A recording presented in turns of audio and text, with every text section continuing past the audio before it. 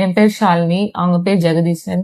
நாங்க வந்து பல்லாவரத்துல இருக்கோம். எங்களுக்கு 5 வருஷமா குழந்தை இல்லாம இருந்துச்சு. அதுக்கப்புறம் குழந்தை நின்ன உடனே எந்த ஹாஸ்பிட்டல்ல பாக்கலாம்னு வந்து யோசிச்சுட்டு இருந்தோம். அப்புறம் வந்து பல்லாவரத்துல அக்வி ஹாஸ்பிட்டல் வந்து நல்லா கவனிச்சுக்கிறாங்க அப்படின்னு கேள்விப்பட்டோன்னே எங்க ஹஸ்பண்ட் வந்து விசாரிச்சாரு. ரிசப்ஷன்ல இருக்கவங்க நல்லா கைட் பண்ணாங்க. எல்லா ஃபெசிலிட்டிஸும் இருக்கு அப்படின்னு சொல்லி. அப்போ சரி இந்த ஹாஸ்பிட்டல்ல பாக்கலாம்னு முடிவு பண்ணோம். நிஷா மேம் நல்லா பாத்துக்கிட்டாங்க. அப்பாயின்மெண்ட் போடும் போதெல்லாம் கரெக்டா ரெஸ்பான்ஸ் பண்ணுவாங்க. இந்த டேட்ல வந்து பாக்கணும்னு வந்து அவங்களும் இன்ஃபார்ம் பண்ணிட்டே இருப்பாங்க. அப்புறம் நிஷா மேம் பார்த்தோம். எங்களுக்கு அவங்க சொன்னது எல்லாமே ஈஸியா புரிஞ்சுக்க முடிஞ்சது. ஸ்கேன் டாக்டரும் நல்லா பார்த்தாரு. எங்களுக்கு எதனா சந்தேகம்னாலும் நிஷா மேம் கரெக்டா சொல்லிடுவாங்க. எந்த டைம்லயும் மேடம் நிஷா மேம் வந்து ஃபோன் எடுப்பாங்க. கால் அட்டன் நைட்டு எந்த எமர்ஜென்சினாலும் கால் அட்டன் பண்ணி பேசுவாங்க. ஹவுஸ் கீப்பிங்லாம் நல்லா இருந்துச்சு. அட்மிட் ஆன உடனே எல்லாரும் வந்து நல்லா கவனிச்சுட்டாங்க. Nurse, staff, house keeping.